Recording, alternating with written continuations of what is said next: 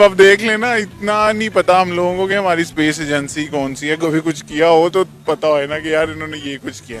So it's a funny part basically. उन्होंने ये सोच लिया कि भाई जो रॉकेट है या जो भी साइंस के रिलेटेड है वो हमारे दरमियान है ही नहीं, मतलब हम कर ही नहीं सकते। ऐसे ही है। और ठीक है। इवन कुछ को तो ये कह दिया गया कि ये साइंस जोन सी है, मे बी मैं रॉन्ग गलत बोल रहा हूँ, लेकिन जो मुझे सुनने में आया, जो मेरी ऑब्जर्वेशन है, कि कुछ को तो ये कह दिया जाता है ये हराम है, ये साइंस, ये मोबाइल, ये नेट, ये चीजें। जय हिंद दोस्तों भारत की इसरो ने रशियन स्पेस एजेंसी को पीछे पछाड़कर पिछले कुछ महीनों में 1000 करोड़ रुपए की कमाई कर ली है और इस चीज की चर्चा पूरी दुनिया में हो रही है।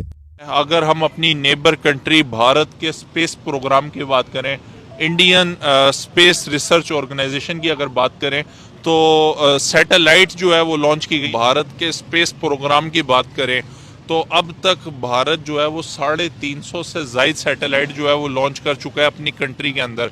मुझे ये बताएं कि इस दौड़ के अंदर आपको पाकिस्तान कहाँ नज़र आता है, पाकिस्तानी रिसर्च प्रोग्राम कहाँ नज़र आता है, स्पेस प्रोग्राम कहाँ नज़र आता है? पाकिस्तान में तो आई थिंक एक स्पार्को के नाम से कंपनी है, वो इसके ऊपर थोड़ा काम करती है, पता नहीं वो भी बराए नाम है। सैटेलाइट तो हमारे लॉन्च नहीं हुए, तो असल में गवर्नमेंट ही इंटरेस्टेड नहीं है। गवर्नमेंट फैसिलिटेट करेगी तो फिर जो ये स्पार्को भी गवर्नमेंट ऑन कंपनी है, फिर स्पार्को भी काम करेगी। और थोड़ा प्राइवेट भी काम कर रहे हैं, जैसे अमेरिका में एक बहुत बड़ी ऑर्गेनाइजेशन है नासा, इसरा के नाम से, के साथ उन्होंने ये लॉन्च किया है। इसी वाले से मैं पाकिस्तानियों से सवाल पूछ रहा हूँ कि अगर पाकिस्तान की बात की जाए, हम सैटेलाइट लॉन्च क्यों नहीं करते? मतलब करते होंगे लेकिन कभी नजर नहीं आती। अगर इसरो की और स्पार्को का कंपैरिजन किया जाए, क्या कंपैरिजन आपको लगता है? और टेक्नोलॉजी में हम अगर पीछे हैं तो क्यों पीछे हैं? मुझे लगता है कि हम टेक्नोलॉजी में इस वजह से पीछे हैं क्योंकि जो अगर पंजाब यूनिवर्सिटी का स्पेस साइंसेस डिपार्टमेंट देख लिया जाए, बहुत ही खस्ता हाल में है। वो मेरे ख्याल से जो स्पेस की आज जैसे इलोन मस्क बहुत काम कर रहे हैं स्पेस पे, स्पेस के बाकी जो मुल्कों के डिपार्टमेंट्स हैं उनका मेरिट बहुत हाई होता है। मैं आपको बताता चलूं साथ ही कि इंडिया की प्राइवेट कंपनी ने रिसेंटली स्काई रूट नाम है, तो उन्होंने एक सैटेलाइट लॉन्च की थी पिछले हफ्ते, ठीक है, विक्रम एस के नाम से, मतलब प्राइवेट कंपनी में। और हमारे यहाँ पे गवर्नमेंट लेवल पे नहीं काम हो पा। होना चाहिए, बिल्कुल होना चाहिए। मेरे ख्याल से बहुत टाइम हो गया, बल्कि अभी तक मैंने नहीं सुना कि पाकिस्तान का स्पेस में कहीं पाकिस्तान अपना किरदार अदा कर रहा है। अगर करते भी हैं तो वो चाइना के साथ कोलैबोरेशन के साथ, मतलब वो हमने बस वो चाइना के साथ, चाइना ने काम तो जी चाइना का विजन है ना, चाइना आपको कोलैब करा के आपके साथ काम कर रहा है, आप अपनी क्या ट्राई कर रहे हैं? ये इस चीज़ से फर्क पड़ता है ट्राई करने से, और वो जीरो है। ठीक है, तो इंडिया वाले अगर कर रहे हैं उनके क्या वजह है? मेरा क्वेश्चन ये था, विजन का फर्क है या उनकी एजुकेशन सिस्टम का फर्क है या फिर कुछ और डिफरेंस है उनका? लेकिन जी जब आपका एक चीज़ का विजन होता है तभी आप उस चीज़ के लिए ट्राई करते हैं, फिर ही आप उस चीज़ के लिए फंडिंग जनरेट करते हैं। आपका विजन नहीं है तो आप लोग कुछ भी नहीं है। विजन स्टार्टिंग पॉइंट है और उसके बाद बाकी सारी चीजें आती है कि आपने उसको किस तरह प्रोसीजर को लेके चलना है। अब आज से कुछ महीनों पहले आपने सुना होगा कि बनवेब नाम की यूके की कंपनी के लिए इसरो ने सैटेलाइट लॉन्च की थी, और हाल ही में एक बार फिर से इसरो ने इसी कंपनी के लिए 36 और सैटेलाइट लॉन्च की हैं। और बनवेब की इन टोटल सैटेलाइट को लॉन्च करने से इसरो की 1000 करोड़ रुपए की कमाई हुई है, जो कि भारत के लिए एक बहुत ही अच्छी बात है, क्योंकि इस साल जो भारत का बजट आया था उसमें पहले से ही इसरो का बजट कम कर दिया गया था। और ऐसे में अगर इसरो अपने बजट के लिए खुद कमाई कर रही है तो ये भारत के लिए एक बहुत ही बड़ी गर्व की बात है। बेसिकली बनवेब एक सैटेलाइट इंटरनेट प्रोवाइडर कंपनी है जो कि दुनिया भर में अपने सैटेलाइट के माध्यम से इंटरनेट की सेवा को बेचना चाहती है। इसके मेजॉरिटी शेयर भारतीय इंटरप्राइजेस लिमिटेड के पास हैं, जो कि एयरटेल के मालिक हैं।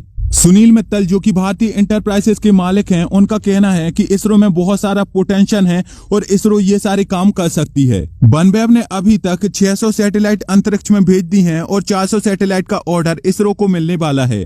अब दरअसल ये जो ऑर्डर है वो इसरो को ही मिलेगा, और इसका सबसे बड़ा कारण ये है कि जो अमेरिकन स्पेस कंपनी है जैसे कि नासा और स्पेसएक्स, वो काफी ज्यादा महंगी हैं। इसके बाद अगर हम रशियन की बात करें तो उन पर सैंक्शन लगाए गए हैं, और इसके बाद अगर हम चाइना की बात करें तो उन पर ज्यादा लोग विश्वास नहीं करते। इसके बाद जो जापान और यूरोप की कंपनियां हैं वो इतनी ज्यादा कैपेबल नहीं है। तो कुल मिलाकर इस कंपनी के पास सस्ता, सुंदर और टिकाऊ एक ही ऑप्शन है, वो है इसरो। हमारी जो स्पेस एजेंसी है उसका नाम है स्पार्को, इंडिया की जो है वो इसरो कंपनी ने क्या किया, पूरी दुनिया को पीछे छोड़ दिया रॉकेट लॉन्चिंग में। रॉकेट उन्होंने अपना लॉन्च किया जिसके अंदर 36 सैटेलाइट्स थे जो कि खला में भेज दिए, जो कि यूरोप ने कहा था। यूरोप ने ये कहा कि यूरोप के पास भी उस किस्म की टेक्नोलॉजी मौजूद नहीं जो कि इंडिया के पास है।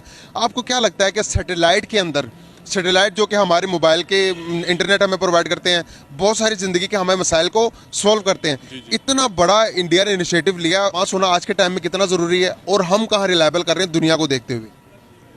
हमें तो सबसे पहले ये है कि हम लोग ना किसी भी मौके पे सिर्फ और सिर्फ तराना ही लॉन्च करते हैं, और बाकी ये टेक्नोलॉजी का जो ये दौड़ है इसमें तो बहुत पीछे हैं।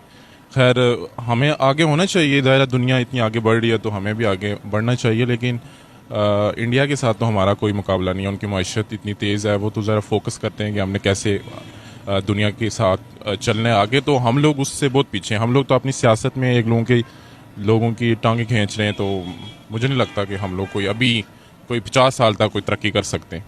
यार जहाँ पर मैं बात करूँ अपने पड़ोसी मुल्क की, तो कोई हर रोज़ कोई नई खबर सुनने को मिल जाती है कि इंडिया ने ये अचीव कर लिया, इंडिया ने इसको पीछे छोड़ दिया, इंडिया ने वो चला गया 5th लार्ज स्पेस में। इसके अलावा आदित्य L1 जो है ये भी इस पे भी वर्किंग जो है वो हो रही है।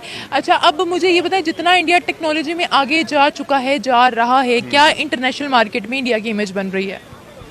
ऑफ कोर्स देखें, वो इतना कुछ लॉन्च कर रहे हैं, उनकी ज़्यादा इमेज बन रहा है। हम वही पीछे आपस में लड़ाई झगड़ों में लगे हुए हैं। गवर्नमेंट के हालात देख लें, किस तरह गवर्नमेंट आई है और जो हालात चल रहे हैं। अब अपोजिशन में पहले वो थे, वो बहुत एक दूसरे की टांगें खींचना कर रहे थे, और अब ये है, ये हो रहा है। अगर ये चीज़ें सब छोड़ दी जाएं तो हमारा मुल्क भी जो है ना आगे की सोचे। अब यानी एक गवर्नमेंट आती है, वो ये चाहती है कि जी हम पिछली गवर्नमेंट का रोना रोते रहे, उन्होंने ये कर दिया। पाकिस्तान की बात कर रहे हैं आप? बिल्कुल पाकिस्तान की बात कर रहा हूँ कि ये कर दिया, वो कर दिया।